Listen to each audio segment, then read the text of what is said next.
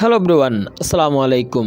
এই ভিডিওতে আমি আপনাদের সাথে তুলে ধরার চেষ্টা করেছি চট্টগ্রামের অন্যতম এবং কি জনপ্রিয় একটি অপারেটর হচ্ছে এসআলম সার্ভিস। এরপরে কিন্তু তাদের আরও একটি নাম রয়েছে বাংলাদেশের বাসলাবাদের মধ্যে, তাদেরকে চট্টগ্রামে চাটগাঁইয়া ডন হিসেবে অনেকটা বেশি পরিচিত তারা। এসআলম সার্ভিসের মূলত পথ চলা শুরু হয় 1988 সালের শেষের দিকে। বর্তমানে 2023 সালে এসে এসআলম সার্ভিসের শুধুমাত্র পরিবহন ব্যবসায় নয়, দেশের গুরুত্বপূর্ণ শিল্প ক্ষেত্রেও তারা অনেকটাই ভূমিকা রাখে। তো এখানে প্রশ্ন হচ্ছে, যদিও এসআলম সার্ভিসের সারা বাংলাদেশে কিন্তু তাদের একাধিক ব্যবসা রয়েছে, সবচেয়ে বেশি পরিচিত হচ্ছে এবং কি সবচেয়ে শুরুর ব্যবসা হচ্ছে তাদের এই পরিবহন সেক্টরকে নিয়ে, যদিও বর্তমানে তাদের সেই পরিবহন সেক্টর কিন্তু একদমই অবহেলার দিকে চলে যায়। তবে এখানে যদিও এসআলম সার্ভিস কিন্তু তাদের পরিবহন ব্যবসার দিকে বর্তমানে একেবারে গুরুত্ব দিচ্ছে না বললে চলে যায়। এবং কি চিটাঙ্গের মার্সা ট্রান্সপোর্ট, যদিও এসআলমের আপন ভাতিজার হচ্ছে এই মার্সা ট্রান্সপোর্টের বাস কোম্পানি। একইভাবে এসআলম সার্ভিসের বাসের এই ফোনটা আপনারা একবার দেখুন, বাসের ফোনটা কতটা খারাপ হয়ে গেছে। যদিও তারা পরিবহন সেক্টরকে একেবারে কিন্তু তারা গুরুত্ব দিচ্ছে না বললে চলে যায়। এমনকি তাদের বাসগুলোর কন্ডিশন বর্তমানে অনেকটাই খারাপ। এক প্রকার বলতে গেলে এসআলম সার্ভিস কিন্তু রাস্তায় কিন্তু ফিটনেস বিহীন বাসে কিন্তু চালাচ্ছে তারা। তবে এখন প্রশ্ন হচ্ছে, এসআলম সার্ভিসের বাসের কন্ডিশন খারাপ, বাসের অনেকগুলো রুট বন্ধ হয়ে গেছে, কিছুদিন আগে তারা অনেকগুলো বাস বিক্রি করে দিচ্ছে। মূলত এই সমস্ত জিনিস কেন হচ্ছে? মূলত হচ্ছে এসআলম সার্ভিস যার হাত ধরে যেদিন পরিচালনা হয়ে এসেছিল, তার হাতে মূলত এখন আর বাসগুলো পরিচালনা হচ্ছে না। এবং যেহেতু বর্তমানে তার ছেলেদের হাত ধরে এই বাসগুলো বর্তমানে পরিচালনা হচ্ছে, ইভেন আমি যতটুকু শুনেছি তারা আলাদা আলাদা রূপে কিন্তু সবগুলো ভাই মিলে এই বাসগুলো ভাগ করে নিয়েতে, ফলে বাসগুলোর কন্ডিশন দিন দিন আরো খারাপের দিকে চলে যাচ্ছে। ইভেন একটা সময় ছিল যখন কিনা চট্টগ্রামবাসী এই এসআলম সার্ভিসের কথা শুনলে কিন্তু আলাদা একটা ভালোবাসা কিন্তু তারা প্রকাশ করতো, কিংবা এখন যেহেতু তারা সার্ভিসও খারাপ পাচ্ছে, সেক্ষেত্রে তারা কিন্তু এই এসআলম সার্ভিসের প্রতি এখন আর আগের মতো সেই ভালোবাসাটাও দেখাচ্ছে না। এছাড়াও বলতে গেলে এক প্রকার প্রায় এসআলম সার্ভিসের অনেকগুলো রোড সংখ্যকে কিন্তু বন্ধ রয়েছে। যে রোডগুলোতে বর্তমানে তারা সার্ভিস দিয়ে যাচ্ছে, সেই রোডগুলোতে কিন্তু ভালো একটি সার্ভিস তারা দিতে পারছে না। তো আসলে কিন্তু আমি নিজেও কিন্তু কল্পনাও করতে পারি না যে এসআলম সার্ভিস বর্তমানে এসে এমন একটা পর্যায়ে পৌঁছে যাবে যে তাদের বাসগুলোর কন্ডিশন বর্তমানে অনেকটাই খারাপ হয়ে যাচ্ছে, এমনকি যাত্রীদেরকে কিন্তু বর্তমানে একদমই তারা ভালো সার্ভিস দিতে পারছে না।